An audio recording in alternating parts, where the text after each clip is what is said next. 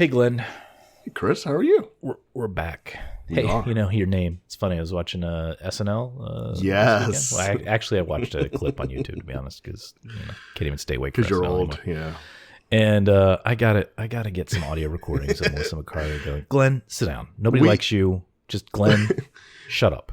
We were sitting there watching it, and that's all I could think about is like, I cannot believe Chris has not gotten these audio clips so he can play them.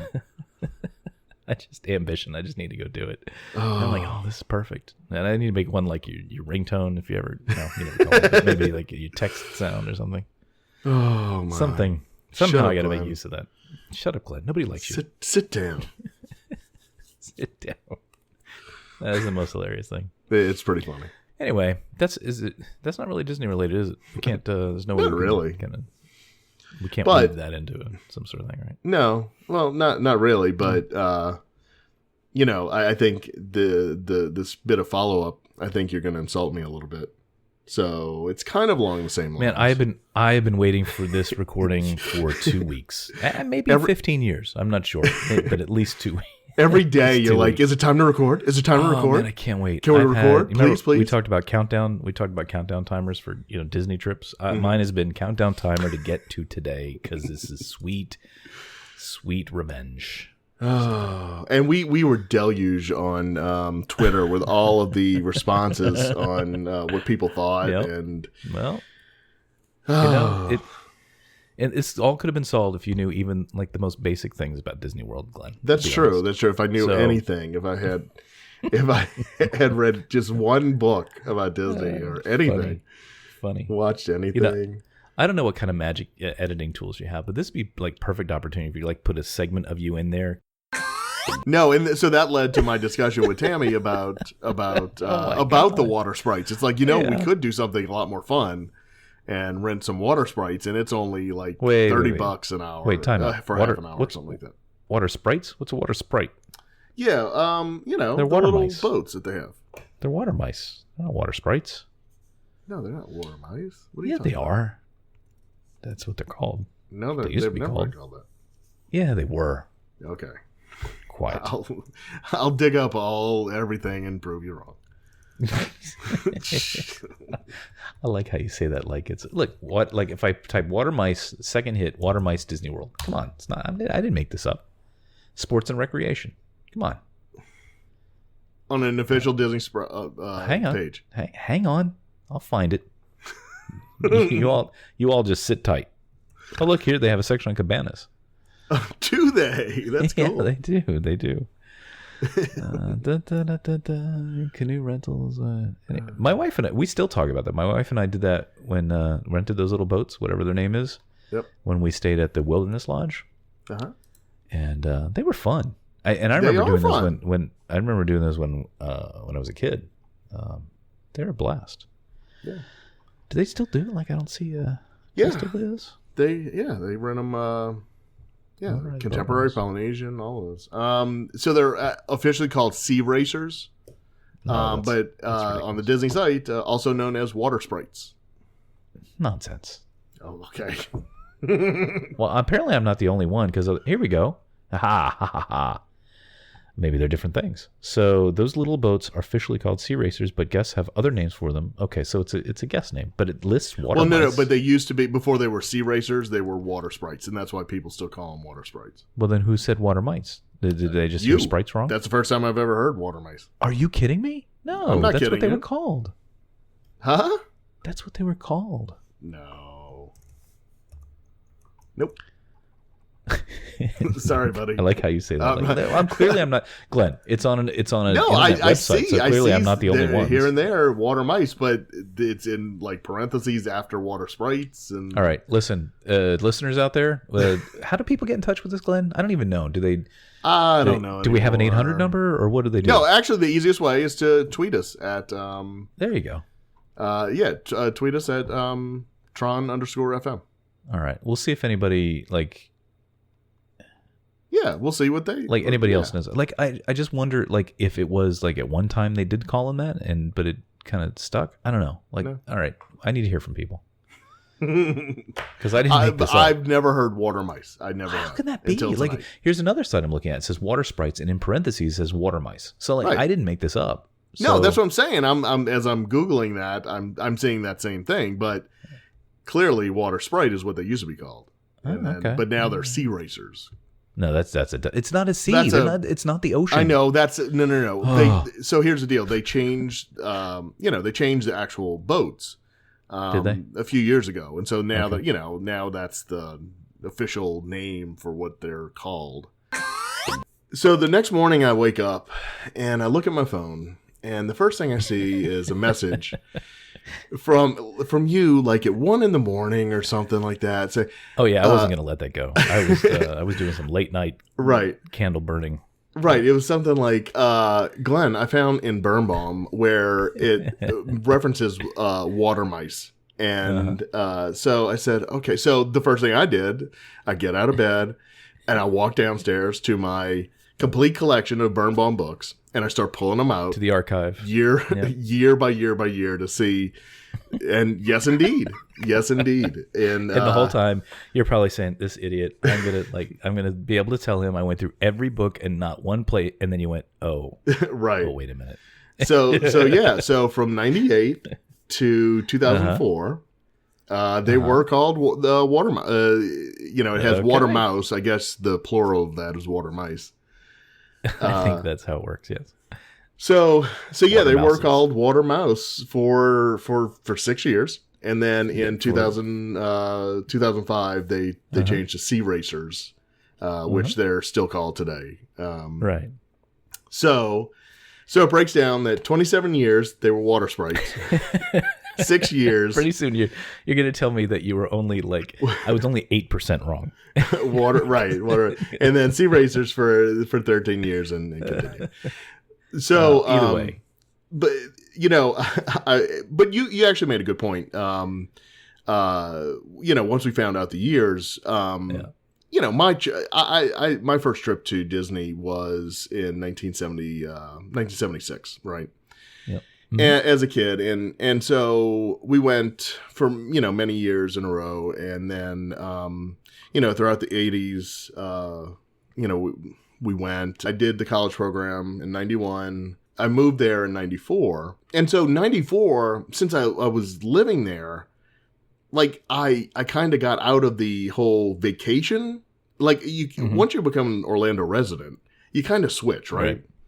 And so I got out of because you're not really staying at the hotels that too much. You're not, you're not in that frame of mind. These boats are, it's very kind of specific resort activity, right? Exactly. Like if you're a day guest of the park, you're probably not participating in that. So, right. Yeah, you and I had kind of opposite experiences during those years where those years were like the exact years that I was spending most of my time being a resort guest because I didn't live here yet. So it doesn't matter. I mean, the fact is still the fact that you were wrong. So, yes, I was wrong. And, I'm going to save that clip. Okay. All right. It's only taken me 15 years, but I got you to admit it. Yeah. So they were water mice. I don't like the name. You know what? We can go back to. I don't like the new name, but I think it's been there for. I'd like to go back and see what because Sea Racer. I'm assuming that is the official, whatever the manufacturer's name for it is, and they probably paid Disney to call it that. Right? I mean, wouldn't you think? Because it's not. Well, yeah. And what I got with and part of the way I was able to track down the water mice name was that it seems these things are made custom for Disney, and so it's not like these are models that just has these names. It's not part of their standard inventory. They just make them. So I think Disney and whoever the boat partner are, they get together. I think it was Mercury for the the boat engine people. Yeah, it was them for the water mice era. I don't remember who it was for the Sea Racers, but yeah, I mean it's just they name them. I don't know. You like what you kind of remember and what right. It's kind of part of it. I liked water mice. It was cute because they're cute little boats, right? But, yeah. Sea Racer makes them sound too tough and mean. And it's not the sea. It's a man-made lake. Right. All right. I feel better. Thanks. I guess we can move on. I want to bask in the glory of this win, but nobody else will care about it. So All right. All right, so some news today. I think it came out yesterday, but anyway. So apparently some hackers have gotten a copy of the new Pirates of the Caribbean movie and are holding it for ransom and they want money in Bitcoin from Disney, or they threaten to release it online. Yeah. And Disney's refusing to pay, smartly. Yeah. But I mean, what they did this recently with a Netflix series, Orange is the New Black. Yeah, that's what it was. I knew I heard something similar recently. Yep. Yeah, and they didn't pay, and they released it, and so my question is, do you really think if Disney doesn't pay and they do release it online, do you think it would have much of an impact to the box office? I mean, are there that many people? No, in fact, Disney should be thanking these hackers for giving this thing some attention. Well, that's what when I first read it, I'm like, well, wait, is this a threat that they're going to release it online, or this could be a feint. This could be Disney actually doing this themselves, right? So, yeah, it could be. Interesting. Yeah, I don't know. It's been more of this lately. I was going to say, did you hear anything about where the source? I guess we don't know because it hasn't come out yet. But the Orange is the New Black actually. I don't know how much of a hacker job it was. It seemed like it was almost like some kid of a guy that worked at an audio studio. Exactly. Like stole it out of his dad's briefcase or something. Right. It was taken as part of a. I guess they do post audio sweetening kind of what was it? There was some term for it, but basically they go re-record certain audio dialogue. Yeah. Much like we had to do with this episode because I can't talk tonight. But so it was like that. It wasn't like stolen out of the Netflix vaults or anything. But right, and I'm assuming it's similar. I mean, if it's that good of quality, it's got to be from some source, right, where they're actually working on the film. So yeah. Maybe though the hackers just took some video recording at the Disneyland Pirates of the Caribbean ride, and then they just putting that out there. They think that's the movie. Maybe so. Did we talk about that last week? I think we did. With Johnny Depp. But Johnny Depp, yeah. Yeah. At the ride. Yeah. So it could just be that, but I don't know. Would you download it? Of course not, because you don't. No, pirate stuff, I wouldn't. That's kind of funny. Right. Well, that's one of the headlines. It was like Pirates of the Caribbean, and threatened to release it online. And pirates. Exactly. Well, I guess what? May 25th? We got a few days. Yeah, and it's not like it's that far away, right? So okay. So let's say this happened with The Last Jedi that's coming out in December. And it's May. Then you think, well, that might be interesting. But if it's Pirates of the Caribbean and it's 9 days away from release, it's like, if I want to see it, I'll go pay. Do you really think, just a kind of a more theoretical sense, do you think, let's say like things like this do happen, do you think it would really impact their box office? Well, so that's actually why I wanted to bring it up, because they keep referencing Expendables 3. Okay, so Expendables 3 came out a few years ago, and it was the same thing. They threatened to release it, or they just released it. Like, they didn't even try for a ransom, and they put it. And they say the studio says that it did hurt their box office, but number one, it was Expendables 3. Who's going to watch that anyway? So right. So like, I don't think that's really the bar that we want to set for this. So I think this might be the new bar that'll let everybody know if it really does have an impact or not. Yeah, that's interesting. Yeah, and I really don't think for big movies like, well, if this is a big movie, but the big properties like this or Star Wars, I don't know if it really matter. Because I can't see, like, if I'm a Star Wars fan, I'm like, oh, cool, I can download this version and watch it on my computer, my TV. I'm still going to go to the theater. Of course you are, right? So, because I want to support it. I want them to make more Star Wars movies. I don't want them to. I don't want it to tank. No, I just want the theater experience. I just want the. Oh, I don't care about that. Yeah. Okay. If they would offer, that's the only reason I go to the theaters. We've said this a million times. I mean, if they would offer streaming at the same time as releasing in the theaters, I would never, ever, ever step foot in a theater again. Oh no! And they could charge me $50 for it. That's fine. I'll pay it. Oh no! Some movies you gotta see in a theater, don't you think? No. Maybe you still have lousy theaters. Where do you have any of those theaters, the new ones with like the lounge chairs with reserved seating and all that? Yeah, I haven't been to them yet though. Oh my god, that makes it a whole different experience, Glenn. You gotta go do that. Really? In fact, when we get to our Guardians of the Galaxy topic, I'll talk about that. But that is, that's the only. I'm ruined now. There's no way now I would go see. I would agree with you. All we had was the traditional movie theater of like you show up and you find a random seat, whatever. Yeah. But no, the lounge chairs with the feet thing come up and reserved seating and all. The only way to go. Yeah, I haven't done that yet. So no, you gotta do it. All right. I order you. All right. Sticking on the technology kind of topic. Today it was Disney released a new version of their My Disney Experience app for iOS. Yep.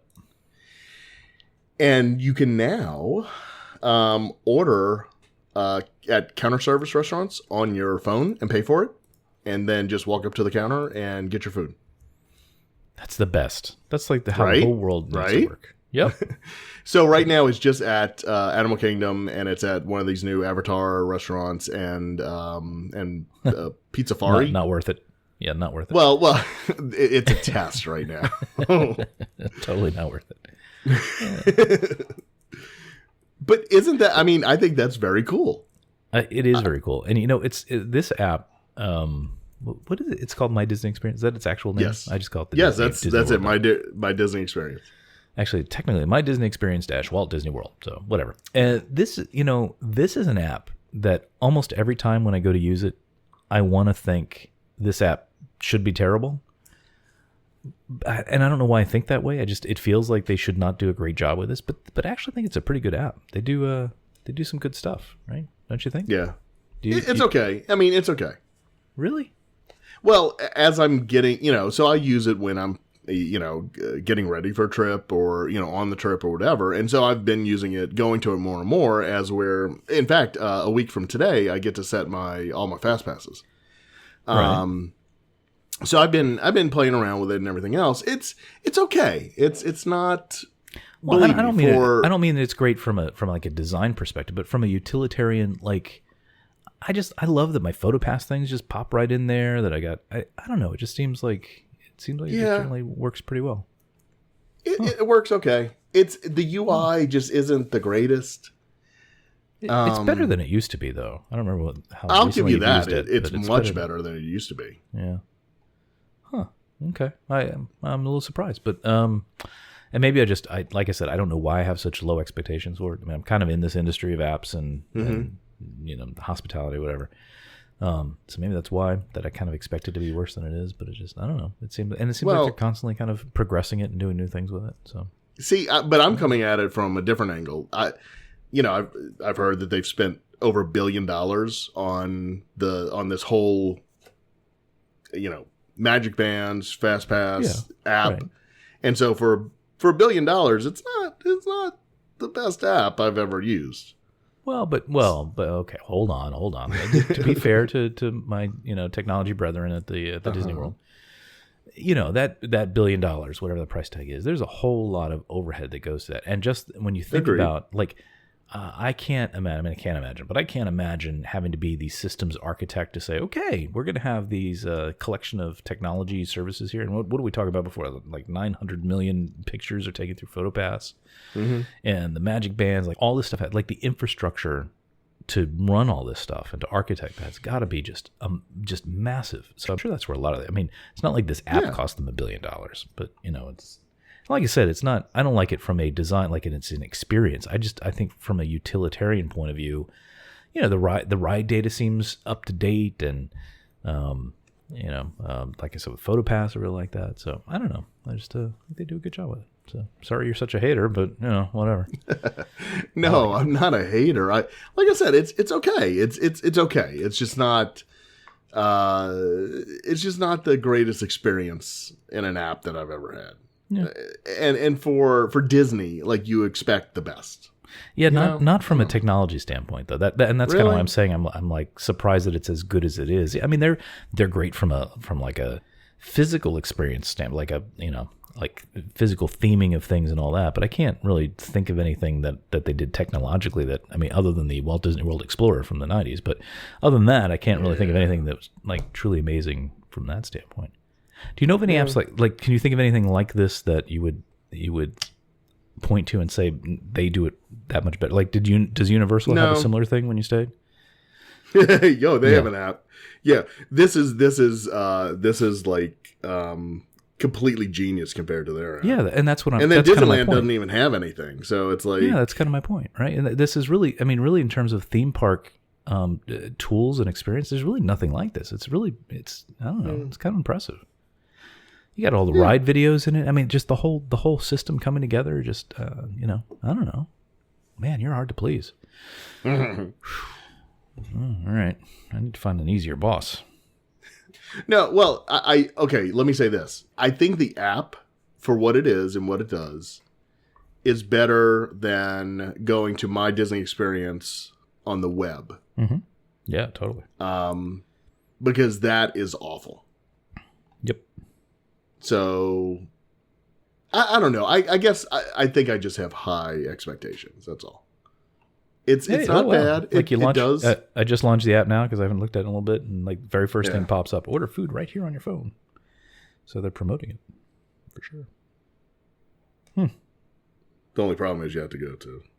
Yeah, well, that's kind of a deal killer for me. But I don't know. I mean, you're right. It's not a visually impressive app, and that's not at all what I meant. But from a functional utilitarian sort of. I guess if it's a tool I find that makes my park going easier. I can check ride times and do all that stuff. Now order food.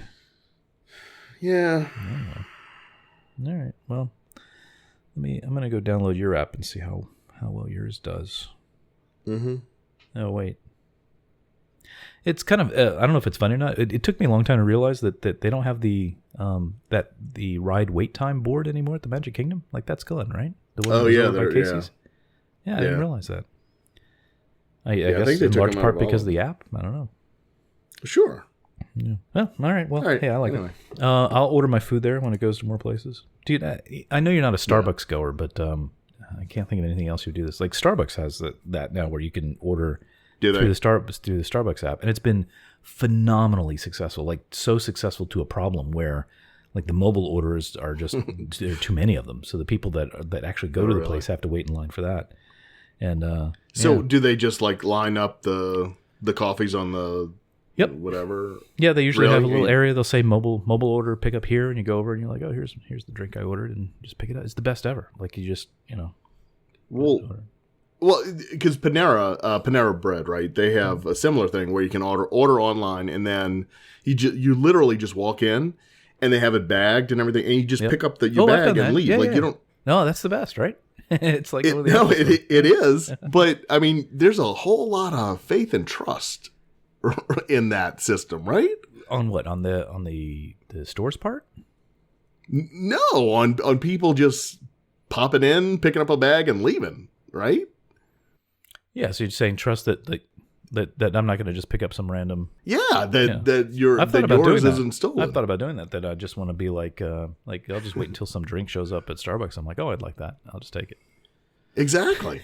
So, yeah, I don't know. I got to believe that the benefits of it outweigh the few times that actually happen. Yeah, but no, I love stuff like this, and I was shocked to hear somebody mention the Starbucks app last week. Somewhat older person. And they're like, they mentioned this ordering, like, who would do this crazy thing? And I'm like, are you kidding me? Who wouldn't do this? So it's so funny how different people use things. But anyway, no, I'd love that. I mean, that's awesome because if I don't have to talk to a human, that's really what it comes down to, right? Then it is the greatest experience ever. Yeah. If you eliminate the human interaction for me, then it's the greatest experience you can give me. Right, because it's unnecessary friction, right? Like, so for me to, like, I bought what did I buy at the Apple Store the other? Have you ever bought anything from the Apple Store and just like use the app? No. Man, I avoid. You need to spend more money on going things. in there.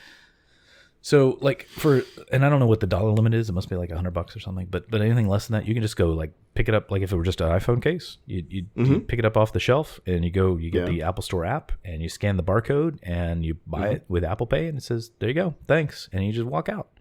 Oh, that's cool. That is the best, right? That's very cool. And I think I read Amazon is doing a similar thing with grocery stores. To have they have a they built a convenience store, right? Yeah, that's what and there's no cashier or anything. You walk in, and apparently there's cameras, and they know how they've stocked everything, and like you just have your phone with you, and you walk in, and you pick up whatever you want, and you walk out, and it's all like it charges you for everything. That's the best. Apologies to the cashier union of I know. I know. Man, I hope we don't have a high percentage of that.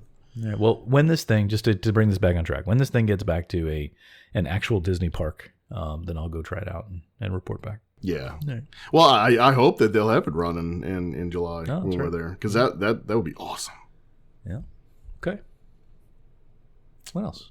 All right, so spin the wheel. Next is I saw that you went to see Guardians of the Galaxy. Yeah, what are you, some kind of stalker? Because I don't think I mentioned this to you. So 2. Yes, I'm a stalker. Of course, I'm a stalker. No, I gotta stop. I gotta stop with the socials. Yeah, so I went to go see it. You're so silly. Yeah, I went to go see it, and I guess it's so weird now. Like everything is Disney related. So like this is Disney related. Yeah, you saw it, right? No.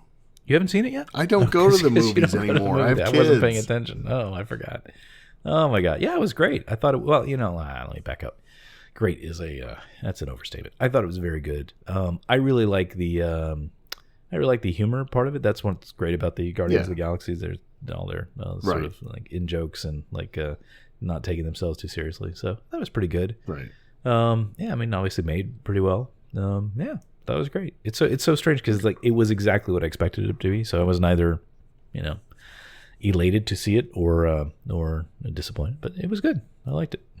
Cool. I wonder how many more of these they're planning to make. Probably. I think just one more. Really? Well, just one more. And James Gunn's gonna come back and direct it. Same cast, obviously, but in between there, the Guardian. I hope I'm not spoiling anything, but the Guardians of the Galaxy are going to be in the Avengers, the next Avengers movie. Yeah, it's so weird. Like I keep forgetting they're a comic book thing. Like they don't seem like they would be. You know what I mean? That like they don't seem like superheroes. They just seem more sci-fi. I think they're.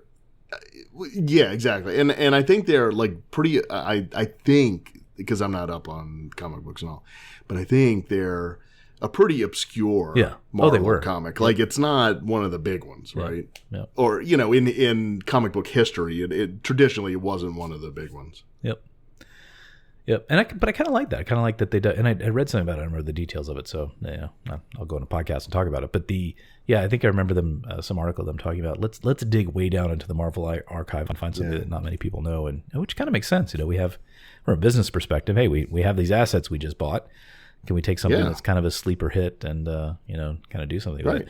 Baymax, that whole bit. Big Hero 6. That's kind of the same thing. Like if you look at the comic book version of that, it's really not. It's kind of very different, but same kind of idea. Right.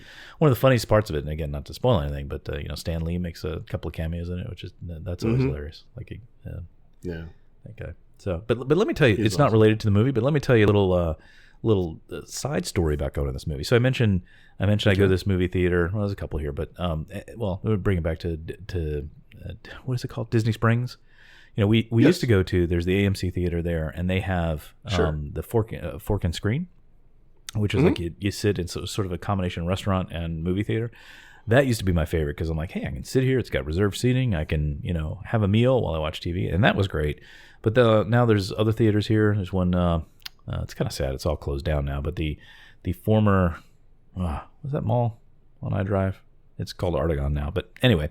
Festival Bay. Right. Festival so Bay, sad. right. Like that whole mall is shut down now. Like there's a few anchor stores in the movie theater that's still open, but the whole mall itself is just It's closed. It's so sad. But the movie theater there is awesome. And they have these loungers, like literally like Lazy Boy kind of motorized, put your feet up, whatever, and the reserve seats. So this was my wife's and my chance to get out a little bit. It was to celebrate her birthday, Mother's Day, go have a little just, our time to not have to watch kids 24/7 and go watch a movie and kind of low stress, right? So we get there, we got reserved seats, and I go to the theater first because Melissa, I don't know, she went popcorn laser, whatever she did. So I go in there first, and I see this row, and I see next to where my seat is, or one of our seats, there's a little girl in the seat next to me. She's kind of like leaning over the side, kind of like, I'm like, oh, now she's gonna be encroaching in my space and all this, but I'll take that seat so Melissa doesn't have to deal with it, right? So she was probably 6-ish, 6, 7, like pretty, which I'm like, really, Guardians of the Galaxy for a 6-year-old, but okay, maybe, but I'm kind of weird that way. But anyway, so we're sitting there, and I think the movie started. Yeah, the trailers were over. The movie started. Melissa and I had popcorn. The little girl leans over to me. She's like, "Can I have some popcorn?" I'm like, What? And so I look over and I realized she's not there with family members. I'm like, because there's like a different family next to her, and I'm like, so now the great irony was, here was my chance to get out, to not have to be a responsible adult in charge of like children's well-being, and now there's this little 6-year-old girl next to me asking me for popcorn. So now for the next 15 minutes I have this dilemma of, do I give her popcorn? Do I not give her popcorn? Because it's going to be one of those if you feed a mouse a cookie kind of things, because then I'm worried to give her popcorn, and then she's going to want something to drink, and then she's going to have to go to the bathroom, and I'm going to be babysitting this kid. So, and I'm like, are your parents? So before I get into it, what would you do? So the little 6-year-old says to you, "Can I have some popcorn?" What would you say? Well, I guess your answer is, I wouldn't be in the movie theater, so that would never happen. Well, yeah. No, I mean, I don't know. That's a situation that is beyond anything I would ever comprehend. Like, right. Why? Nobody prepares you for this. Like, there's no social norm for this, right? I would have the same thought process that you just So now described. The whole beginning of this movie, I'm just stressing over this because, I'm kind of a softie with kids ever since we had kids. And I'm like, but then I'm like thinking, and so I think of the only thing I can think of, and hopefully she doesn't listen to the show because then the jig is up. But, I said the only thing I could think of, and I'm like, well, it's my wife's popcorn. I can't really, it's hers. Nice. Right? I mean, what am I going to say, right? So, well, wait a second. Did you ask her where her family was? Okay, I'm getting to that. So. Okay.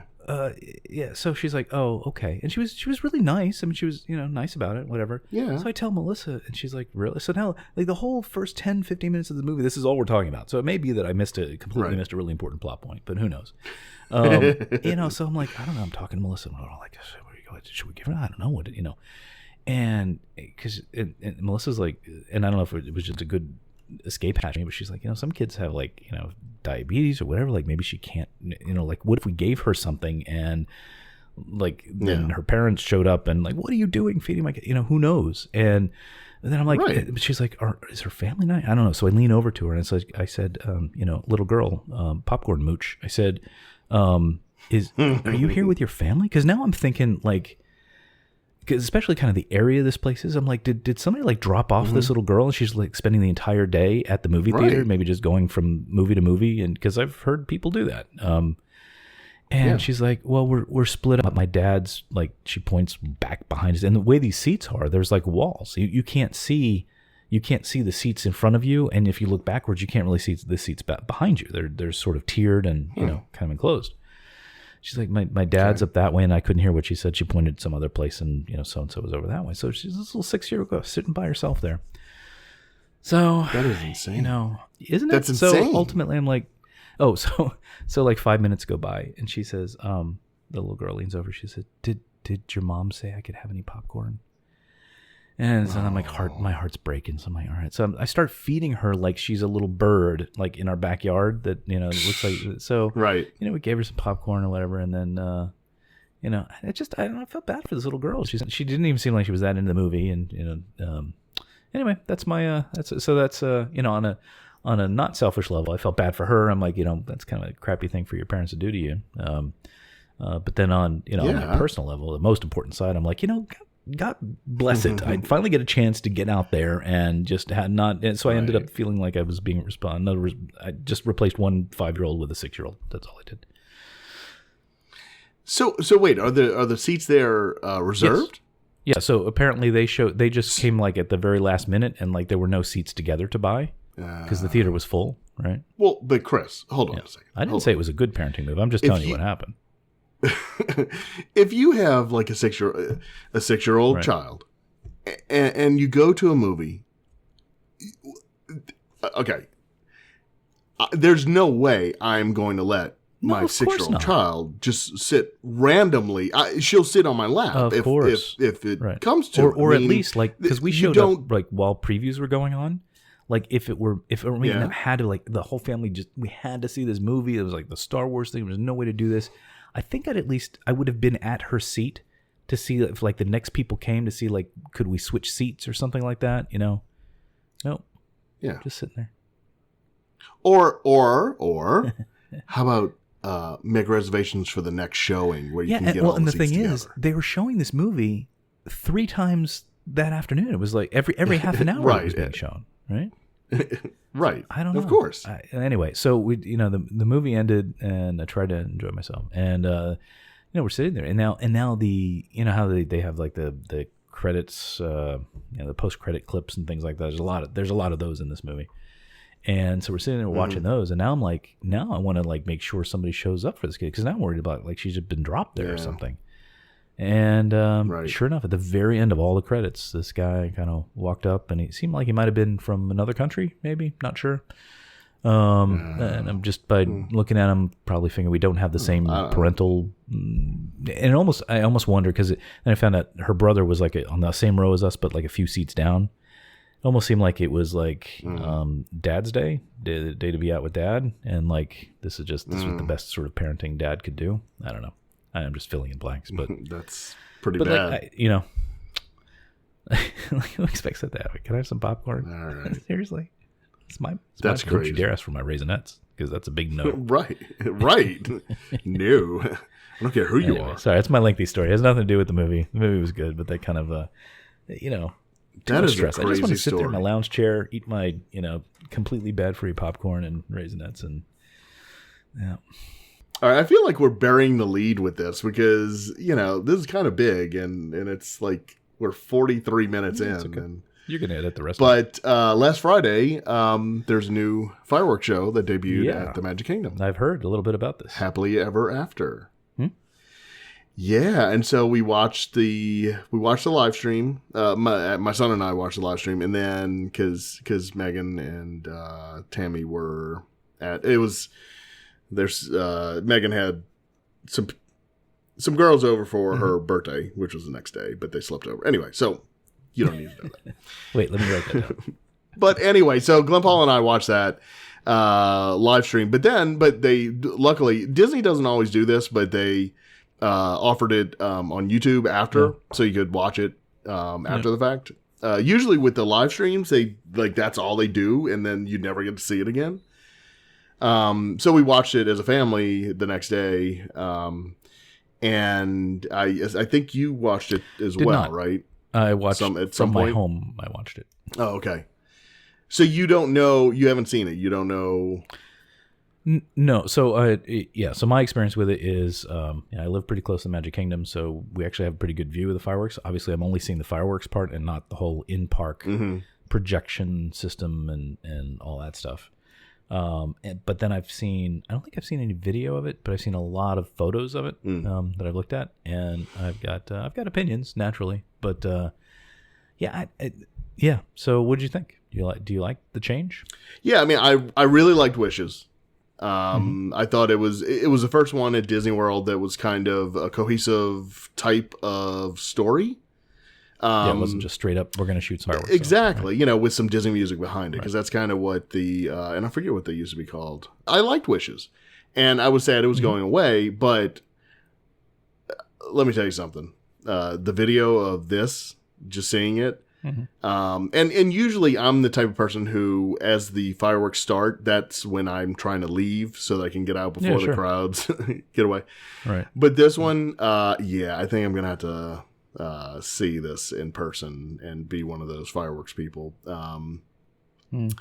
It looks pretty phenomenal. The projections that they do on the castle are unreal. And I think, like a lot of people, I was worried that it was going to be, you know, all Frozen and, you know, Anna and Elsa, like all over the place and everything else. And it was going to be mainly that, but they go through, I mean, it seems like almost every single animated feature that they've ever done, they give some kind of, you know, project some kind of animation from it, or, you know, have music from it or something like that. And it's a pretty phenomenal show, man.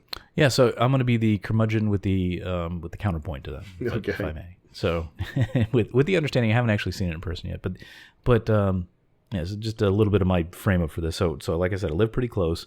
It was kind of interesting that, I don't know, a week or two, I guess, before the switch, the next day at work, multiple people were like, what the heck was going on at Disney last night?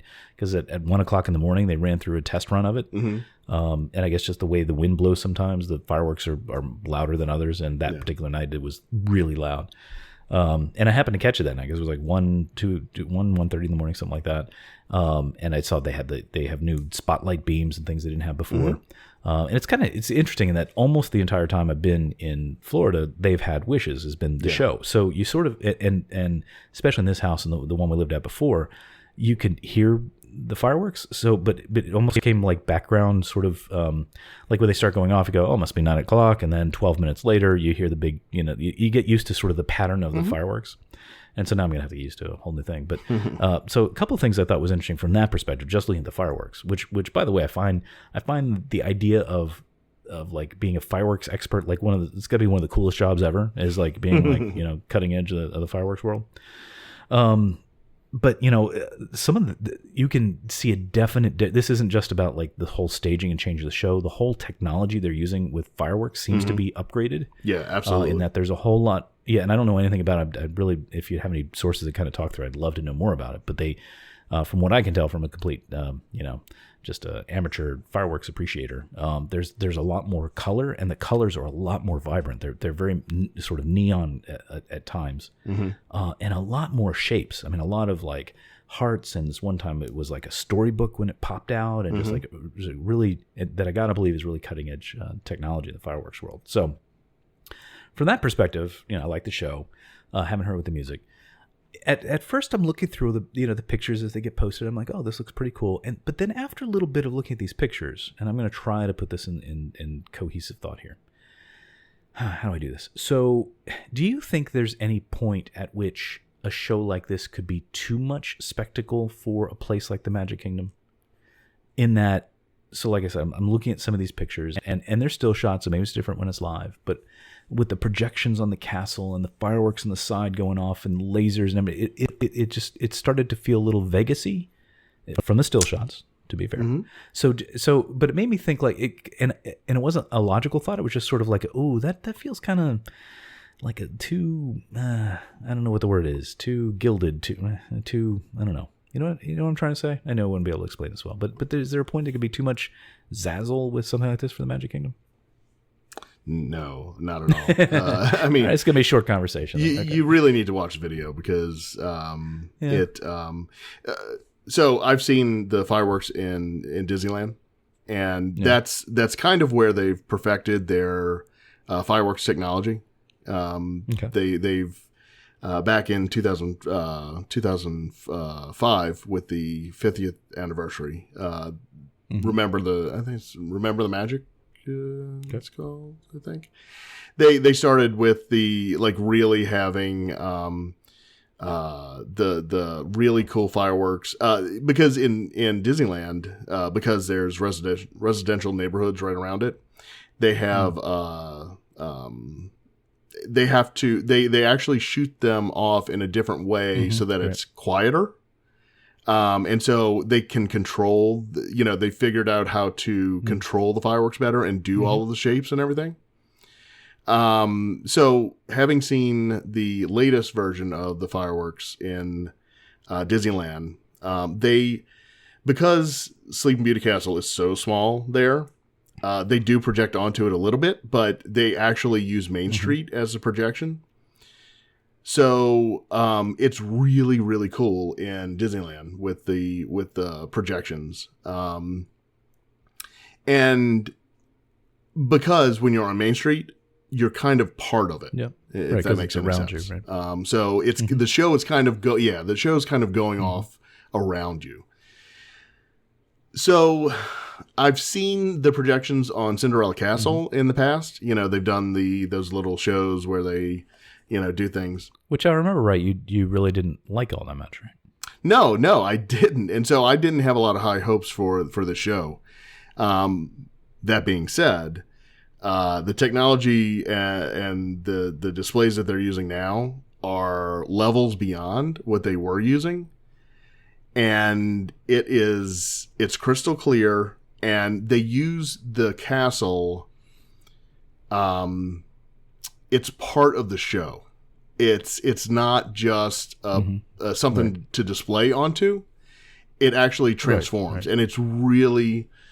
It kind of blew my mind because I was fully expecting to hate the show. I'll be honest with you. I really, because I why what did you know about it? Well, I knew that they were going to do a lot of projections on the castle, and I'm like, well, I haven't liked that in the past, and so I don't know what the difference is. I don't know if it's the way, like I said, I don't know if it wasn't cohesive enough before, or because they didn't have fireworks with it, or whatever. But the integration of the fireworks and the projections onto the castle, along with all of the music, is it is another level of show, and it truly is a show.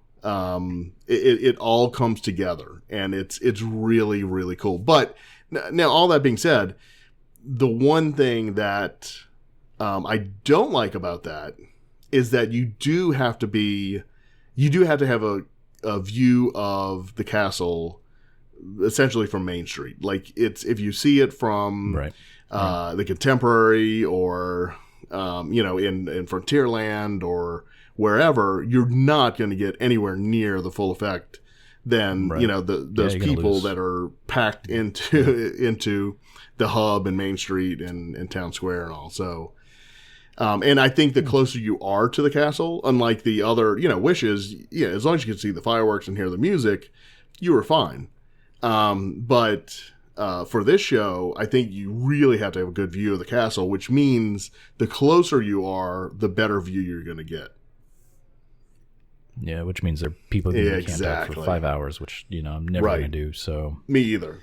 And they got rid of all the fast I think so. Yeah, for fireworks, right? Yeah. Yeah. So I don't know when I'm going to get out there. I mean, it's hard. Number one, because we got young kids; they're usually in bed by then. But two, you know me, I don't like to.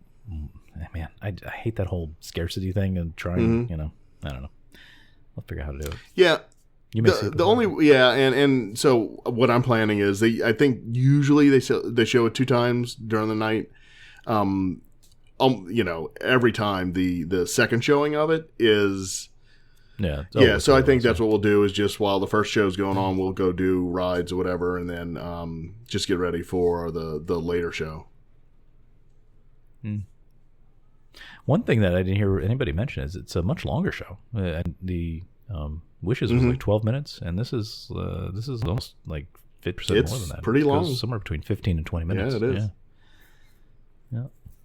So, I don't know. I'll go see it. Yeah. Like I said, it was just from still pictures that it seemed like, I don't know. It just seemed like one of those things. We're going to have lasers, we're going to have smoke, and we're going to have pixie dust, and we're going to have, it's like, can it get to a point where it's just like, okay, too much, just tone it down. I understand what it had that feel. I do understand what you're saying, but Cinderella Castle is so big, and it can take it on, if that makes any sense. It really showcases Cinderella Castle like as it should. So I'll report back if and when I ever see it. Yeah, well, I mean, you can go on YouTube and actually watch the whole show if you want. Nah, I want to see it. Okay, all right, that's fine. Speaking of things that I don't have high hopes for, but so Avatar Land, or Pandora, whatever it's called, So it's getting close to time for me to make my Fast Pass reservations, as I mentioned earlier. So I have one more week. Yeah. So there's a couple new attractions, and I think I need to see them, right? Because yeah, of course. Yeah, for the show, Science. if nothing It's for else, science. right? Mm-hmm. Yep. So I've been doing a little digging around on YouTube, and so they've had cast member previews already, and annual pass holder previews were this past weekend. So a lot of video footage is getting out from the whole land and the attractions and everything else. And I guess it's all the hype or whatever, but I'm kind of looking forward to seeing some of this stuff. No, and I never thought it would, but we've lost another one. No, I've seen a lot of pictures on Instagram. I've seen a lot of some of the video for the two attractions they have. And the reason I'm doing that is I'm trying. But the way they have Pandora set up in the Fast Pass, there's two new attractions. You can only pick one, in your three for that day until you run out. Then you can, try to get the second one later on in the day. But so I'm trying to figure out which one to do. Which one will probably have the longer line. Because we're only planning on going to Animal Kingdom one day, or not even a full day. Yeah. Okay. So there's the River Journey, which is kind of like a, Pirates of the Caribbean / It's a Small World type ride. It's just, a boat ride through, and you have animatronics and stuff, right? Mm-hmm. And then there's this, I don't even know what it's called, but it looks like it's VR, basically, because I think you put a mask on your face and you're riding on one of these banshees. Whatever that, it's a flying dragon type thing or something. I don't know. Mm-hmm. And so I think, but looking at that, it looks like they can only have 16 people at a time in this room with the contraption on you, and the line for this thing, the queue, looks enormous, like they're really preparing for a long wait for everybody, because you have to get strapped in and and all that stuff, and so it doesn't load as quickly as a boat ride would, right? Right. So I think I'm going to get a fast pass for that, and then we can for the VR thing, for the the Banshee thing, and then okay, and then if we we'll just stand in line for the other one if we decide to. So that's just a VR movie though. It's just a. Is that all it is? I don't know. I think. No. Okay. Because nobody has video of that, because you're not because you can't video, right? Right. So they show you, and it just looks like a stationary. I want to say a bike, but the video games with the motorcycles on them, right? Yeah. You can get on the motorcycle. it kind of looks like that, and then you put on this helmet. Oh, I see. Okay. And so I would do the well. I guess it depends on the criteria, right? But I mean, and only because I've seen, we've seen the animatronic test video and things. It looks like, and that's in the river ride, right? Yeah, but so I've seen video of the river ride too, and it looks like that's the only animatronic in the boat ride. Okay, but I have seen some, and again, I hate that if it weren't Avatar, they just called it hey, Fantasyland 2 or something. I mean, the theming, the colors, and all that looks pretty cool, but yeah, I don't know. That's a tough one, because do you do what would normally be a longer wait, or do you want to do the one that'd be the better ride, but yeah, or better experience, I should say. Yeah. Just find a way to do them both, and then you don't have to worry about it. Ugh. That's my answer. Yeah. All right. Well, next show, report back on what you did. Okay. It'll be the wrong decision, but whatever it is. I know it will be, so. Okay. Well, you do it and you tell me how it is. Yeah. All right. This week, Mickey's Not So Scary Halloween Party and Mickey's Very Merry Christmas Party tickets went on sale. Yep. And they are, once again, tiered based on when you go. So the Halloween party starts in late August. and and it's going on only now like in May. it's only like $79 or something like that, and they're like, "Ooh, look, from $75 or whatever." But if you look at the calendar, in all of October, it's like $95 up to the week of Halloween. It's like $115, which is more than the actual one-day ticket to the Magic Kingdom. That is ridiculous. That, right? Man, I could go on an hour about this. That's just, I mean, I guess I would do the same thing because it's really popular. So why not just keep increasing prices? But I think the first time I did the Halloween thing, I think it was $30 or something. Yeah, it definitely wasn't in the realm of, because it's only like 4 hours. Yeah, right. And I don't know. I don't think it's worth it at all now. But no, God no. And it seems like they used to limit. Unless you want to. They used to limit the crowds a lot more than they do now. Right, seems right. Like, and I think that's what last time I went, it was for the Christmas one, and it was it more crowded during the Christmas part than it was on the regular day. Yeah, that's crazy. Yeah. Well, I'm not going. Forget it. Yeah. So anyway, that's kind of crazy. I mean, that it's that expensive, right around the holidays. But hey, if they can do it, I guess. Do you know? Are they until people stop going? Yeah, well, so I was trying to ask you, do you know if they've put any limits around these things? Is it like, because if it's $100 and they really make it exclusive to limit the number of people there, then I would say, okay, well then maybe it's worth it. It's especially hard for me as a pass holder because I'm like, wait a minute, if you didn't have this event, would you just keep the park open later? And so I would get to go as a pass holder, but now you're reducing the value of my pass so that you basically you make 2 days out of 1 day. So, but if they make it valuable to say we're only going to have, like they used to do for whatever it used to be called e-ticket nights back when they were called water mice, but but where they would really restrict the number of people that were there to make it a different experience, then it might be worth the money. But I don't think they do. No, I don't think they do. Not to that extent like they used to. Because I remember going to both of these, Mickey's Very Merry Christmas Party and Not So Scary Halloween Party. And it was very easy to walk around. It was like, oh, okay, the parade's coming on. Okay, let's just walk on Main Street and watch it and have a front row seat. Like there weren't even that many people. They have special fireworks. They have like lighting, Christmas shows and things like that. And it's like, okay, you could go and do whatever you wanted to do. And it was no problem at all. Yep.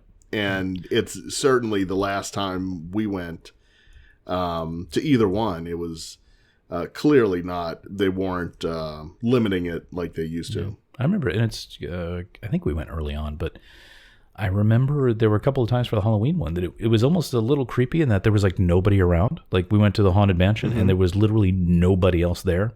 And that's a pretty surreal experience, but it's I don't think it's that way anymore. But well, whatever. No. I'm curious. I'd love to know from people that think that's worth it, how they justify that. But no, I'm not going. Not this year. All right. People doing good things. Yeah. So I was at the Starbucks. I think we talked about them before. I was at the Starbucks the other day, and I noticed they had a little flyer. I remember I said last time, it seems like things just kind of pop up. Like I'm not even actively looking for them, but I'm noticing things, which is kind of neat. But anyway, they had a little flyer. I know you don't go to Starbucks, but they always have this little like bulletin board thing. It's supposed to be like a community thing. They'll put up like, hey, the high school's going to do, the King and I, blah, blah, blah. Mm-hmm. And I saw they had one on there for volunteer match, which I'm like, hey, what's that about? So this is kind of cool. So, often people want to volunteer for things. They want to be part of some sort of charity, might be the wrong word, but do something in their community that they feel like they're, participating, making a difference, and doing good things. But it can be sometimes hard to know. I mean, unless you're really active in like a church, United Way or something, it might be difficult for somebody to just kind of jump in and say, okay, well, how can I help some folks? So if you go to, I never heard of volunteermatch.org before, but I guess that's an existing thing. But Starbucks has I'm not sure if it's a partnership with Starbucks or they run it or whatever. But if you go to starbucks.volunteermatch.org, you can put in there, you put your your zip code, your location, whatever, and if you want, you can put in zip code or keywords And it'll give you a whole list of things of like events and charities and things that are in your area that match the things you're searching for, of things that you can participate in. Show you like where they are, who to contact, and all that stuff. And you can even, and here's one that I think soon I'm going to try to do is I'd like to get my kids, well, right now my older one, somehow involved in some sort of volunteering at some point. And so I can kind of narrow this down by, ages that it's suitable for, so you can put kids or teens or groups or whatever. And if you have specific areas, a cause that you want to help, whether it's, animal rescue or seniors or something like that, you can kind of put. So anyway, it's a nice database of ways that people can help and be active in their community. So I thought that was pretty cool. That is pretty cool. I like that. Yeah. Did you get that? Starbucks.volunteermatch.org. Yes. .org. As always, that link will be in the show notes. There you go. Pick of the week. Yeah. You want to go first or me? Yeah, last week you went first, and that really messed things up for me. So I'm going to go first because it'll tie into our previous conversation. So you ready? Cool. So we were talking about Guardians of the Galaxy Volume 2 and how, you're not a comic book guy or whatever. And as I think I've long time tried to make myself be a comic book guy. Like it seems like a genre that I should be into, and I've had a really hard time getting into it. But there's some things I do want to read. Like there's, I'm a nerd, I'll admit it. So there's lots of Star Wars comics that are they are considered part of the full storyline. So they Disney works very hard with the story team to make sure that all the stories told in the comics is part of the same universe and in continuity with the movies and books and everything else. So I wanted a way where I can and I've gotten way behind on reading the Star Wars comics. There's a few different series. Some of them are miniseries, one-shots, ongoing ones, whatever. And it can be a lot to buy these things. And plus, I don't want physical comics. I'm not going to collect them. I just want to kind of read them. So mainly so I can get the storyline pieces, which I find are kind of interesting. And so Marvel has a subscription service where think of it sort of like Netflix for Marvel comics. So it's called Marvel Unlimited, and you pay them $10 a month, and you get access to tens of thousands of their catalog. Now, like I said, I'm not a comic book guy, so I'm probably not going to read a whole lot of other Marvel stuff, but maybe Guardians of the Galaxy. So if I want to go read some other comics for that story, then I have it there. As far as I can tell, the only limitation is that it seems like there's a 6-month window before they show up in the service. So like any comic coming out now, you'd have to wait until the end of the year or so for that to show up.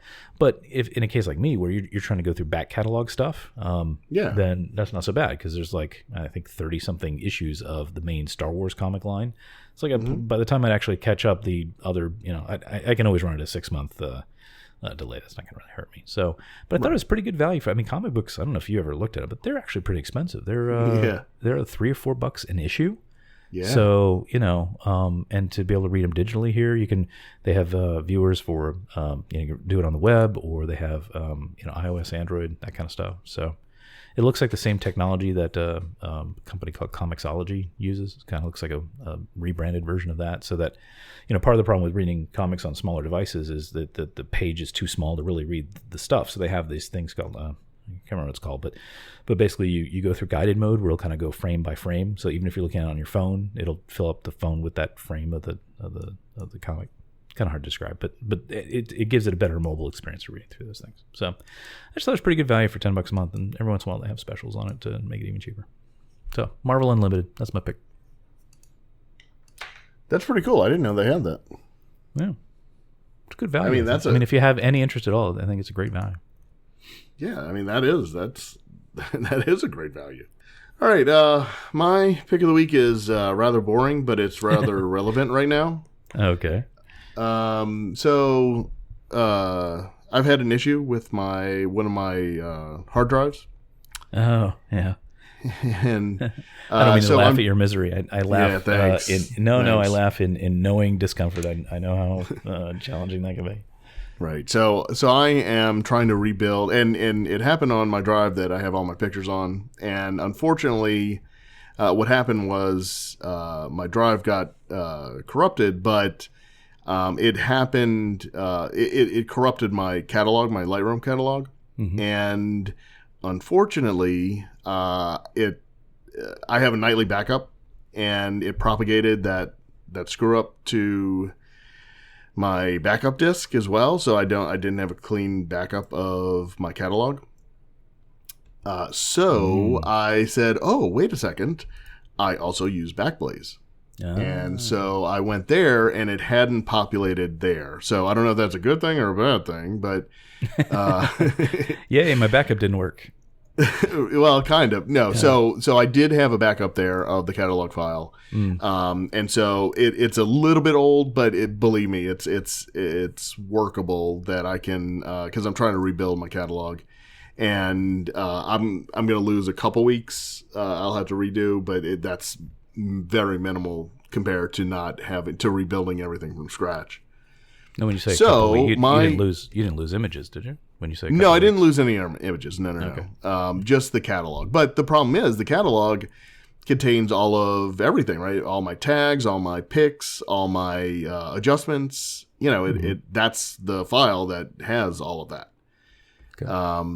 So anyway, so I'm trying to rebuild it, and I'm using the file that I recovered from Backblaze.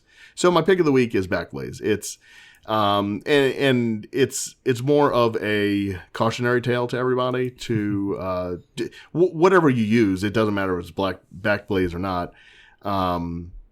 You need to have a backup. Whether it's now I don't know if I'm extreme or if I am doing it the way everybody should be doing it, but I have for every disk drive I have a separate backup disk, and every night I have a utility that runs that makes a complete copy of it, and so I have at all times I have a local full copy of backup of my drives, as well as I use Backblaze because that's offsite storage, because if something happens to this place physically, then I still have a backup in the cloud that I can go to, and everything's there. So it's not a matter of if your hard drive is going to go out; it's when is it going to go out. Yeah, and that's one of the hard things to remember, right? So, yep, backing up is so good. It's not an inexpensive thing to do to have all of these backups going and everything else, because like recently. I say recently, but I guess mid last year, I needed to upgrade to because my drives were a couple of my drives were getting close to their limit. I had 2 terabyte drives, so I wanted to go up to 4 terabytes. Well, for every drive I bought, I had to buy 2, right? So it's not it's not a cheap thing to do, but. The good thing is I do have backups if in case something does go wrong, and I have had multiple hard drives go bad on me, and I can just swap it out, get a new one, and just copy that, and then I have my primary backup again. Yep. So it's more of a cautionary tale for everybody, but I have tried other services. Offsite services besides Backblaze, but Backblaze is works the best from what I've seen personally. I use a Mac, and it just works. Others haven't worked as well. I don't know if you use anything different, Chris, but actually I think you're the one that turned me on to Backblaze. So. Yeah, I've tried other ones as well. I've tried Crash Plan. I've tried Carbonite, and they were okay. Yeah. I think there's a certain and when you get down to it, it's almost it's a bit of a commodity service, because they're if they're all doing what they're supposed to do, you're just backing up your data to somewhere else. Yeah. But I think Backblaze seems to have the most polish around it, and and supports the multiple operating systems well and stuff. So. Seems like a good service. Thankfully, knock wood, I've never had to use it, but they even have a way that, because, like you, I have a lot of data, mostly photo libraries and stuff, which would be hard if I had to restore from Backblaze to download it all. But you can even, through their service, you can request them, they make a drive for you and send it to you. If it ever came to that. You can do that as well. So yeah, I back up your pick. One, yes, backups are good, and two, Backblaze is awesome. Yeah, and it's only like $5 a month or something. Yeah, I mean, it's not even that much. So yeah, and unlimited data. I mean, I have. Right. I've got a lot of movies that I've ripped from Blu-rays and things that sit in my Plex collection, and all that gets backed up, and they've never come knocking on my door to yell at me. So yeah, yep, good pick. Absolutely, nice, cool. All right, I think that's it for this week. Cool. Cue the music. Thank you for joining us on another episode of Terrific Recordings of Nothing. Follow Chris on Twitter and Instagram at CBGray, and Glenn on Twitter and Instagram at DizWiz. Follow the show on Twitter and Instagram at Tron_FM, and on Facebook at Terrific Recordings of Nothing. For all things related to the show, including show notes and links to connect with us, visit us at Tron.fm.